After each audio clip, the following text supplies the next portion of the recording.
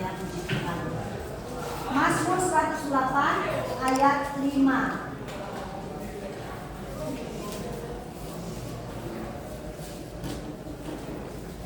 Di lampu ya? Iya. Lama apa sebentar? Lama lah mungkin. Lama Tuhan. Kalau dipasang gadget enggak? Oh. Ya. Mazmur 108 ayat 5, semuanya sudah dapat Alkitab, bagian kita sama-sama baca. 2, 3. Sebab kasih-Mu selalu ada kami dan setia-Mu sampai ke awan-awan. Amin. Memang singkat. Tapi firman Tuhan di Mazmur 108 ayat 5 ini merupakan doa Raja Daud. Raja Daud mengatakan dalam doanya seperti ini, dia sedang dalam pergumulan yang hebat. Dalam keadaan jiwanya tertekan, dalam ketakutan, kekhawatiran, pokoknya tertekan aja. Kenapa? Dia sedang dalam persiapan peperangan. Dalam peperangan dia kan pikirkan bagaimana ya kalau di sana. Kalau berperang itu ada kalkulasinya ya. Kalau kita berperang di sana ada 50.000, kalau yang dipersiapkan adalah 10.000, pasti dalam pikiran kita kan apa?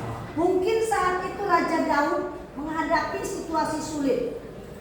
Lawannya mungkin lebih besar, lebih kuat, lebih senjatanya lebih hebat. Namun keadaan dia tidak seimbang dengan lawannya. Oleh karena itu dia sangat tertekan. Tapi dari Mazmur 108 ayat 5 tidak tersebut di situ Tuhan. Keluhan dia tidak tersebut di situ Tuhan. Unek-unek dia. Lawanku banyak, kekuranganku ini itu dan itu enggak. Yang dikatakan di situ adalah dia memuji. Dalam keadaan tertekan, doanya yang lebih dulu adalah memuji Tuhan. Bukan nyerocos Tuhan begini. Enggak. Dari sini kita belajar saudara. Ketika kita punya pergumulan doa, dari Daud kita belajar. Pergumulan doa kita ketika kita menyampaikannya kepada Tuhan, jangan langsung banyak kali permintaan. Kenapa? Kita belajar dari Raja Daud. Semua kita punya permintaan dalam doa. Tapi Daud itu menyampaikan doanya dengan memuji Tuhan. Ya, dari kata sebab kasih setiamu, Mazmur 108 ayat 5. Sebab kasih setiamu besar, mengatasi langit, dan kesetiaanmu sampai ke awan-awan. Yang pertama, kasih setiamu besar. Kata kasih itu dalam bahasa Alkitabnya asli, bahasa Ibrani adalah hesed. Artinya apa? Artinya adalah kasih yang tidak berubah. Ya, kasih tidak berubah, kasih Tuhan tidak terbatas. Kasih Tuhan tidak terhalang oleh kegagalan manusia. Kasih Tuhan lebih tinggi dari keadaan kita. Itulah kasih Tuhan. Bahasa aslinya adalah hesed. Kita bandingkan dengan kasih kita manusia. Kita harus bandingkan supaya kita bisa membandingkan kasih manusia dengan kasih Allah. Kasih manusia, masih ingatkah engkau saat hatimu penuh dengan kasih? Ada di sini yang hatinya penuh dengan kasih. Sesama manusia lagi cinta-cintanya, lagi menggebu-gebunya, lagi marlabaknya. Tahu cinta marlabak? Membuat orang bodoh. Iya nggak? Ingat nggak masa lalu? Kalau sekarang tidak ada yang lagi mengalami kasih, ada anak muda cinta. Tapi kita pernah dulu ya, yang usia-usia saya, pernah nggak merasakan kasih sesama? Sampai marlabak, sampai bodoh. Kenapa bilang bodoh? Contoh, Bang adalah hal yang Bang, jam 2 nanti jemput aku ya Bang. Ya, jam 1 udah siap-siapnya, mandi, pakai tanco. Gila, padahal hanya untuk menjemput. Jemput aku ya Bang, bukan menjemput nomor hal, nggak jemput aku Bang, mau ngantar ke tempat kerja. Jadi artinya menjemput itu hanya mengantar ke tempat kerja waktunya sebentar. Kan sebentar, tapi dandananmu, uangmu, surat, uangmu. Datang kau jemput aku, kalian itu. Titing, ya udah kan. Siapa kau pinjam jadi begitu. Jemput kalian. Rupanya kita bekerja cuma sekitar 7 menitnya. Dan danamu udah jadi satu. Pakai tanco, pinjam pula tanco abang minta siapa lah kan? Kau antar, nih 7 menit, pulang dia kau lagi. Cuma 7 menit kan? Terus apa katanya? Bang, makasih ya bang. Nanti jam 5 ikut lagi ya bang, antar ke rumah. Jam 4 udah mandi kau. Udah, pakai lagi tanco. Padahal hanya untuk mengantar sampai ke rumah. Oh jemput lagi dia. Dia antar lagi ke rumahnya. Bang makasih ya bang. Pulang lagi. Kan itu bodoh. Yang senyum-senyum. Sudah kali sholat kan? Iya. Hanya untuk mengantar menjemput, tapi dandannya seperti itu, wanginya, mandi, khusus sama khusus ini pakai tancu. Itulah kasih kita jadi bodoh. Sekarang bertanya, kasihmu sama Tuhan adakah seperti itu jadi bodoh? Malah bang, yang gak mandi dari pagi siapa? Gak usah jawab. Cek kasih hatimu tuh kayak mana. Seperti tadi bilang tadi itu ada pakai apa singlet apa dia? Mana mungkin kau menjumpai hal yang tuh pakai singlet bau-bau gak mandi? Kau gonceng dia bau. Bang besok-besok harus datang lagi ya bang ya. Pasti kan kayak gitu. Ya lah. Jadi kasih manusia membuat kadang-kadang bodoh, tapi bisa berubah nggak? Kasih manusia bisa, maksudnya bisa membuat kamu berubah nggak? Bisa lah. Misalnya, bang, aku kalau mau jadi pacarku bang, syaratnya adalah ya itu terlalu payah itu syaratnya. Syaratnya adalah abang harus tepat waktu kalau datang. Padahal kau sudah molornya. Jadi kau menurut, kan berubah kan, merubah karakter. Bang, kalau nanti bicara sama aku jangan keras-keras bang. Kalau mau jadi hal itu, lembut dalam bicara. Kau yang kasar dan keras, terus kau setel kata-katamu dengan temanmu. Adek, nada dasar ya kan nada bawah. Padahal kau sama orang bicaranya kuat. Tapi kalau syarat menjadi sama hal yang untuk pelan, ya pelan dan mau jadi kau berubah. Kasih manusia itu bisa merubah. Masa kasihmu sama Tuhan tidak merubah? Itulah bedanya kasih. Makanya bahasa aslinya adalah hesed. Mati hidup. Kasih sama manusia itu bisa berubah, dan ketika kau kesal, ketika kau benci, gak bisa lagi kau nurut apa katanya. Ya kan? Kan gitu kalau sudah hilang kasih. Tapi beda dengan kasih Tuhan. Meski kau sedang sering gagal mengasihi Tuhan, Tuhan gak pernah gagal. Tuhan pun tidak berubah meskipun kau berubah. Maksudnya, ada yang berkali-kali masuk penjara, ya, karena naik turun imannya, ya kan, kedagingannya, masuk penjara lagi. Tapi apa kata Tuhan? Kasih itu tidak beda. Mana ada gitu misalnya sama hal itu, main cewek kau berselingkuh kau sama lain lagi, terus kau datang lagi sama pacarmu, dia abang balik lagi, mana mau dia? Pikir lagi kau berselingkuh, balik lagi bang, abang balik lagi. Gak mau dia. Kalau perlu ditunjuk aja sama kau laki-laki yang lebih ganteng dari kau biar kau marah. Gitu manusia. Kalau Tuhan, anakku, sekalipun kau berselingkuh sama si Boris, aku tidak akan membiarkan kau. Aku tetap membukakan. Itu kasih arti kasih. Yang kedua, katanya di sini kasih mengatasi langit. Ini langit kan sesuatu yang tinggi, kita nggak bisa capai kan, nggak terjangkau. Itulah kasih Tuhan, tak sampai pikiran kita kok bisa Tuhan kasih. Udah bandit kali, tapi kok Tuhan tidak kasih, tak salah Tuhan. Itulah yang terjangkau kasih. Beda dengan kasih manusia. Makanya Daud bilang, kasihmu setinggi langit nggak terjangkau, karena pasti dia berdosa. Mungkin kemarin dia sudah, ini mungkin saatnya yang masuk 108 ini. Mungkin dia kemarin itu sudah melakukan perselingkuhan dalam Sheba, istri Suria. Tapi kok bisa Tuhan mengasihi? Gak sampai akal kita, gak masuk akal si Daud ini kasih Allah itu seperti itu. Melampaui apapun yang kita pikir. Yang kita pikir tak mungkin Tuhan mau balik lagi sama kita. Udah kita berselingkuh kok masih mau lagi Tuhan menerima kita. Itu gak mampu ya, gak mampu kita jaga.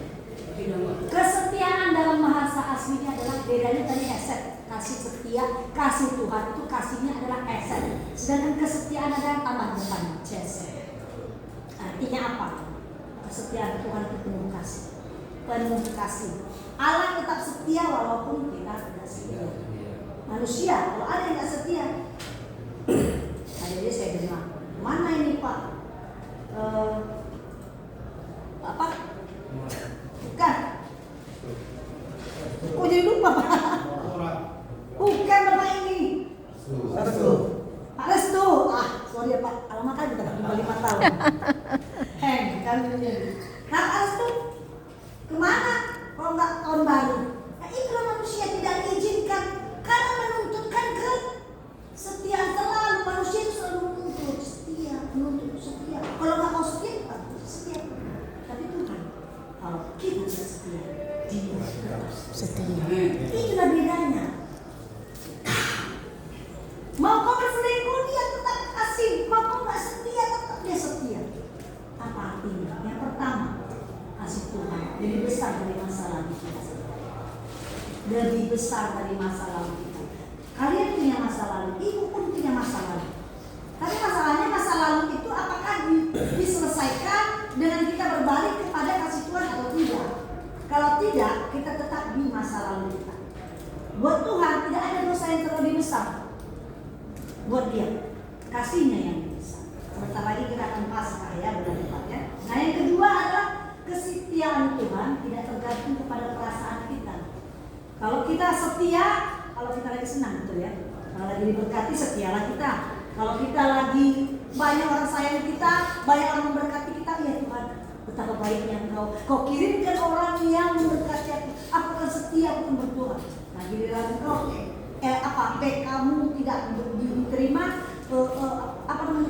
PBM tidak selesai, tidak setia kau ada itu tak mau berdoa, PBM tak diterima, tak keluar. Lah yang rohani kami, pembina kami, dibilangnya kapan-kapan keluar, udah setia aku lagi. Terus kau tinggalkan Tuhan. Tuhan bilang, anakku, aku setia meski kau tidak setia. Mungkin kau kesal karena doamu dan aku jawab. Karena aku lebih tahu kalau doamu minta sesuatu yang membuat kau jatuh ke dalam dosa, ku tunda. Gak dijawab, bukan gak dijawab. Ku tunda. Misalnya kau minta apa? Misalnya kau minta aku harus keluar 2/3 sudah selesai, mungkin tanggal 1 Maret. Tapi Tuhan gak kasih, ada banyak di tempat lain. Bahkan sampai setahun gak dikasih. Marah. Tapi akhirnya dia menyerah. Ya udahlah, lama-lama dia bilang, suka-suka mula Tuhan, lo mula Tuhan, ate-ate mula Tuhan, mau keluar mau enggak, terserah mula. Kan kemarin di Nicholas kan gitu, keluar namanya kan Bu. Suka-suka mula kan dia nyanyi, kita dia cerita kapan kau keluar kau situ. Tuhan maunya itu. Jadi lagu itu harus diimani. Yang kita bilang ate-ate dulu Tuhan, tapi kau bodoh. Kau tidak dijawab apamu, mintamu. Anak ate, nggak bisa kita ate-ate kita, kenapa? Ingat kita ini debu Pak. Kalau debu itu terlalu ringan, dia kan debu sebanyak apapun kan terlalu ringan. Artinya gampang dihembuskan. Baik, itu habis kita Pak. Jadi siapa kita yang bisa suka ate-ate kita sama Tuhan? Tuhanlah yang punya ate-ate sama kita. Ate-ate itu bukan ate-ate kita, nggak bisa. Suka dia, aku dicek upnya kau lagi duduk di situ bisa sama dia. Bisa. Yang saya dengar tadi kawas Parigan bulan lalu, bulan ini ya, awal bulan jatuh di kamar mandi. Ada persoalan apa di kamar mandi sehingga jatuh? Kan? Coba. Jadi jangan pikir kau bisa jatuh mesti di tempat-tempat yang di tempat yang ini, bahkan keluar dari sini pun kalau memang kau hatimu tidak sama Tuhan atau lupa sama Tuhan, bisa jatuh, bisa segala macam. Jangan pula ketika kau jatuh, kau marah sama Tuhan. Karena ketika ada di gereja Tuhan, aku pun WF, aku bisa jatuh. Gak usah bertanya sama Tuhan. 1,5 kilo Pak, otak kita 1,5 kilo ingat. Gak usah tanya. Tuhan, kalau harus ku alami aku jatuh di tempat ini, di sini, karena kau punya kehendak supaya aku bisa diam, sela. Kita ada sela, supaya aku diam, memikirkan, merenungkan firman Tuhan yang pernah benar.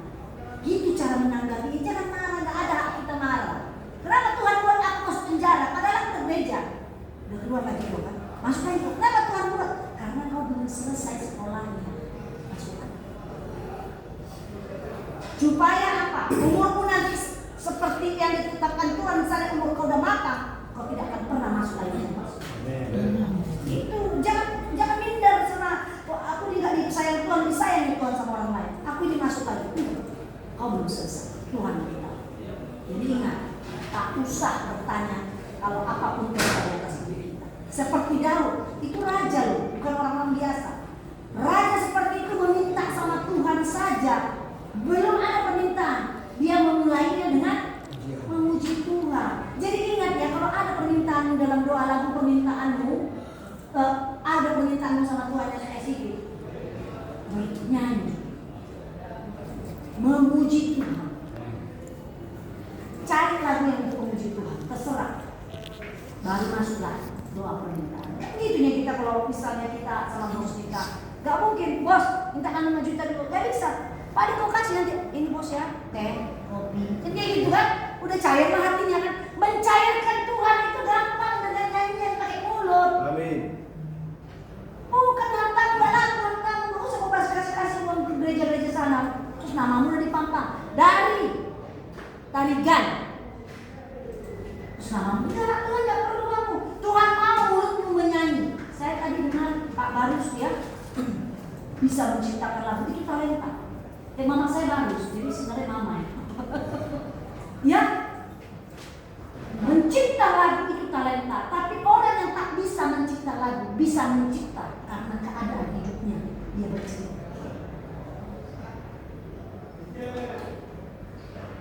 Berarti ya, dia bisa bercerita lagu. Meski kau tidak bisa menyanyikan, suruh orang lain menyanyikan.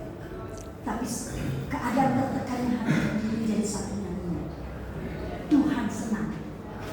Jadi selama berapapun di sini engkau ditetapkan 2 bulan, 2 tahun, 20 tahun, jangan nggak ada apa-apa. Jangan sama.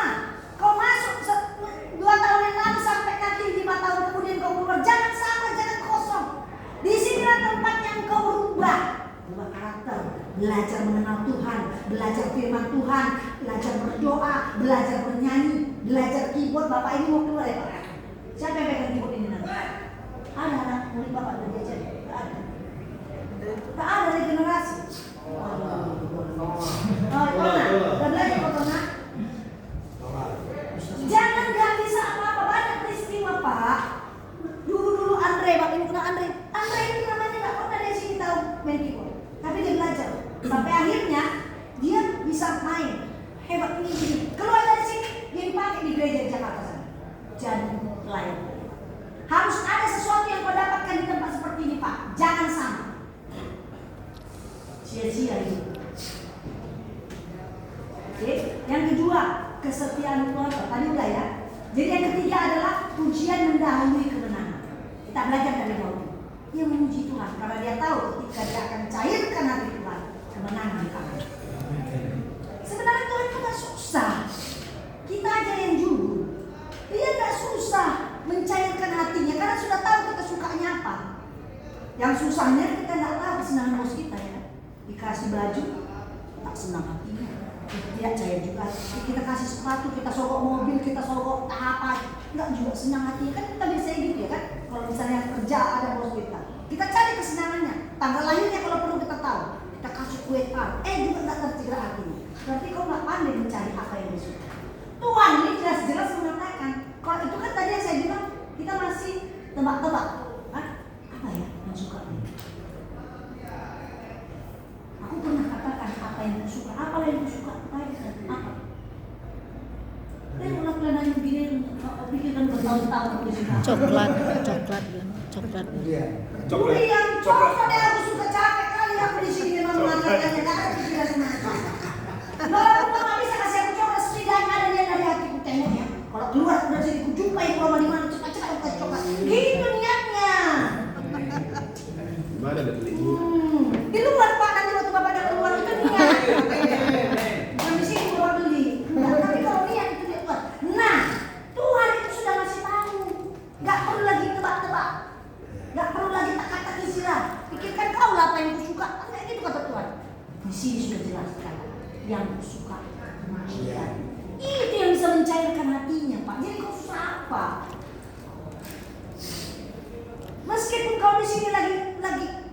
lagi suntuk, lagi pokoknya baju tak akan gantikan. Tapi kau yang bicara apa banyak tadi kejadian yang kau sudah kan? Yang akan kau balas permintaannya di mana? Bapak, aku kan kayak anak kecil. Jangan kau pula kayak ketua OKP. Bapak, nanti aku sedang musik kau. Jadi nanti malam, dari malam ini kau dengarkan jawaban aku. Kau dengarkan permintaan, jawablah itu Tuhan. Kan udah menyanyikan apa kau suka kata ibu itu, katanya kau suka itu udah menyanyikan. Sekarang ini permintaan. Udah minta tangan di atas, minta itu di bawah. Makanya kata Tuhan jadi seperti anak kecil. Jadi seperti anak kecil. Datang sama Tuhan minta, Bapak, aku ini susah. Aku mau istriku datang ke Tuhan Yesus. Aku rindu sama Tuhan. Teruskan Tuhan Yesus. Aku gak bisa belikan anakku tas yang baru untuk sekolah. Ini karena Tuhan dengan cara. Jangan khawatir. Nanti Tuhan suruh tulang di sana. Ada tulang kaya. Jangan khawatir cara dia. Gak usah khawatir. Kita cuma 1,5 kilo tak kita ini. Gak usah. Tuhan itu maha segalanya. Kalau kau mau tahu bagaimana hebatnya dia, kau lihat langit keluar. Sampai kau jangkau, sampai kau jangkau. Itulah kebuat.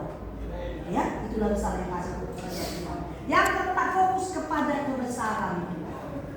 Jadi ketika kau lagi mengalami masalah, pergumulan, ini kalian ini kan laki-laki, nampaknya aja kuat. Ototnya besar. Aku tadi bilang, itu aku cuma ngomong. Lihatlah kok. Akan sih, ototku lebih besar kanan karena aku lagi beban. Perempuan gak bisa lah, mana mungkin melotot nanti. Jadi nampaknya dia kuat. Padahal ada di sini masalah. Kedua, narkoba, minuman keras, marjuji. Padahal masalahmu sebentar aja setelah selesai pekerjaan ada lagi ya? Ada lagi. Terus lain pikir laki-laki udah bergosipnya di kedai tua atau di kedai kopi. Masih tanya, mana nih orang saya? Kenapa? Gini, kayak mana lah aku bisa setia sama istri? Pulang aku bawa bawang merah, bawang putih. Gak ada pikirannya, bersih lah dia, wangi lah dia. Aku pulang disambutnya. Kalau si Betty, wangi kan. Oh, gak tahu lah.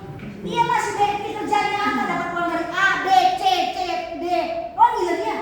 Orang itu kerjanya di Betty. Dan yang pasti, karena kau tidak kasih uang apapun dengan istri, macam mana ya mau wangi-wangi? Dari mana wangi-wangi itu? Pakai apa? Bunga-bunga yang pinggir jalan ini terpakai badannya. Mana wangi dia? Uangmu juga ada kau kasih. Ini anak 1 juta, semua itu uang sekolah, uang anak, uang listrik, uang sekolah. Kau yang bayar itu semua. Kau yang jadi mama aku yang duluan. Ini apa istri? Jadi jangan banyak kali. Jadi laki-laki itu mendahului banyak tuntutannya. Ketika dia ada masalah, kena masalah, cari solusi. Ya kan? Itu kan emosi bukan solusi. Emosi dia panas dia. Uangnya hilang, diambil orang. Istrinya hilang, patok ayam. Udahlah. Teleponnya kawannya. Lele jumpa di jalan kita ya. Ya biasa. Salting lah kalau di situ kan narkoba. Selesai narkoba itu, iya kalau selesai masalah. Udah selesai hilang apanya itu? Biusnya. Masalah orang harus ada. Ting, masalah itu. Jadi seperti sebenarnya gimana? Pengecut, makanya kau perlu perempuan yang menjadi, bukan kasih kaki gue perempuan dari sini tulang suku ya, jangan kau taruh dari bawah. Pendamping yang doa beri kau kekuatan.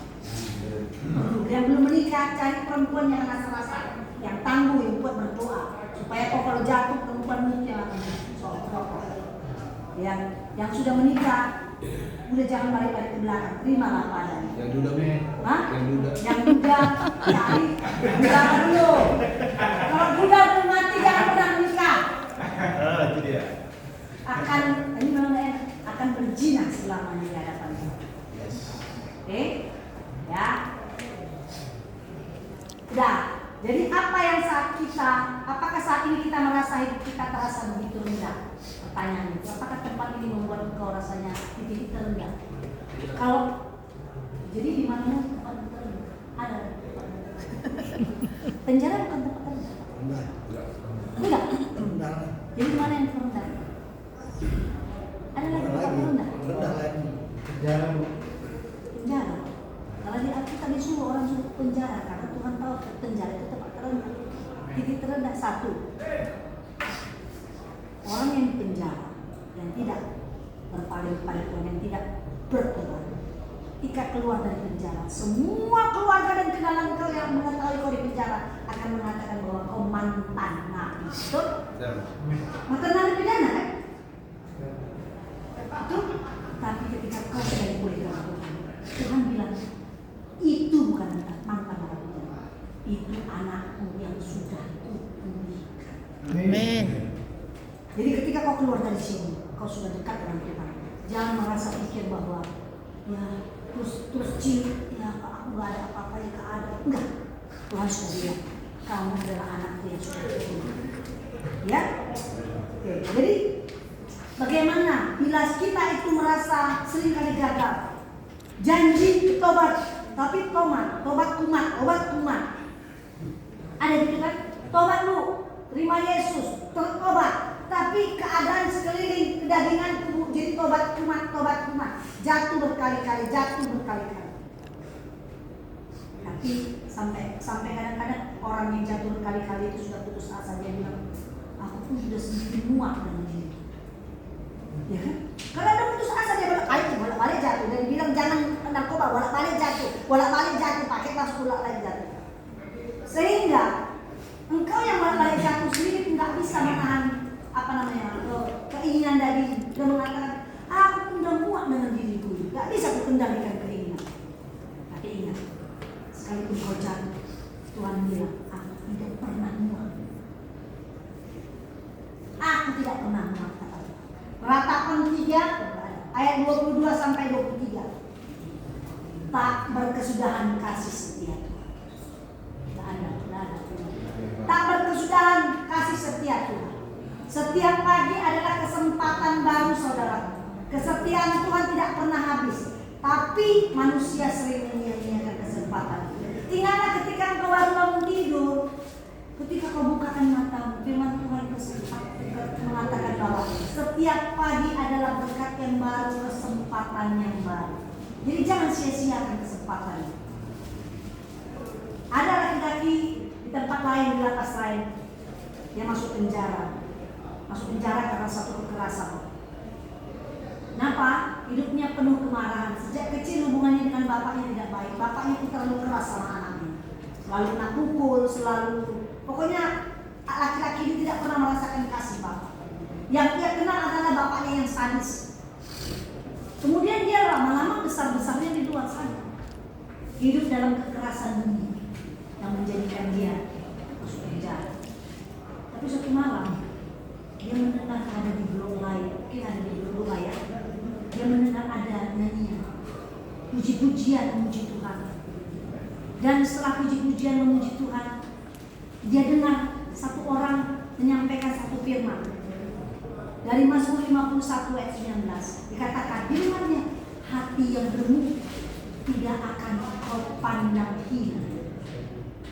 Ketika dia dengarnya, dia tersadar. Lantas disitulah pertama kali dia menangis. Sejak dia kecil menangis sampai besar dia tidak pernah menangis. Kecil dia menangis waktu dipukuli bapaknya, tapi karena terlalu keras mulutnya, sejak itu dia tidak pernah menangis lagi. Tapi ketika Mazmur 51 ayat 19 mengatakan hati yang remuk tidak kau pandang hina ya Tuhan, maka hatinya hancur dan dia mulai menangis. Sejak saat itu Tuhan menuntunnya, dia mulai baca Alkitab, dia mulai berdoa, dia mulai minta maaf sama Tuhan, dia mulai belajar mengampuni Bapa. Waktu berselang berjalan, dia terus bertumbuh. Tibalah saatnya SK-nya mau turun. SK sudah mau turun, tapi belum turun-turun juga kenyataan. Dia berdoa terus. Dia tidak kecewa dan dia menanti dengan sabar. Akhirnya SK itu dan dia keluar. Setelah dia keluar, dia menjadi penginjil jalanan. Dia menginjili anak-anak jalanan yang liar-liar di kuasa, yang tak pernah mendengarkan firman Tuhan dalam gereja karena mereka juga hidupnya keras, sama seperti hidupnya. Dia tidak mau anak-anak jalanan itu mengalami seperti hidupnya sekarang. Lihat bagaimana firman Tuhan mengubahkan seseorang. Tidak ada yang bisa mengubahkan laki-laki itu. Siapapun, penjara pun tidak akan bisa mengubahkan laki-laki itu. Tapi firman Tuhan, lagu puji-pujian menembus sampai hati. Bukan dalam suara orang yang nyanyi bagus, tapi dalam firman Tuhan, dalam puji-pujian yang disampaikan ada kuasa. Roh Kudus bekerja akan memulihkan hati seseorang. Oleh karena itu kalau kalian nyanyi dengan hati, bukan dengan mulut saja. Mulutmu menyanyi, kau nyanyi dengan pijat, terima kasih Tuhan kepada hatimu penuh dengan gelora kebenaran. Ya, karena itu saudara, firman Tuhan katakan 2 Korintus 5 ayat 17, siapa yang ada dalam Kristus, dia adalah ciptaan baru, yang lama sudah berlalu, yang baru sudah datang. Siapapun tak suka semua yang lama, baju lama pun tak suka, yang lama-lama kita tak suka, kita suka yang baru. Begitupun Tuhan, dia nggak pentingkan kita yang lama. Pribadi kita yang lama, karakter kita yang lama, kebodohan kita yang lama, kesombongan kita yang lama. Tuhan tak penting. Dia membuat kita sesuatu yang baru, yang akan membuatkan kita tercengang-cengang. Sekarang masalahnya, pertanyaannya adalah, maukah kita diubahkan Tuhan dengan kasih? Kalau kita mau diubahkan Tuhan, kita harus tahu kasih Tuhan itu seperti apa. Firman Tuhan tadi saya sudah jelaskan kasih Tuhan seperti apa. Melebihi semua pergumulan kita, melebihi semua kemiskinan kita, melebihi semua kebodohan, sakit, penyakit kita, melebihi semuanya. Karena kasih setiamu, makanya pertama apa tadi? Mazmur 108:5, sebab kasih setiamu besar mengatasi langit dan kesetiaanmu sampai ke awan-awan. Pikirkanlah itu firman Tuhan. Apapun persoalan kita, tidak lebih hebat, tidak lebih tinggi, tidak lebih besar, masalah kita dibandingkan dengan langit. Amin. Amin.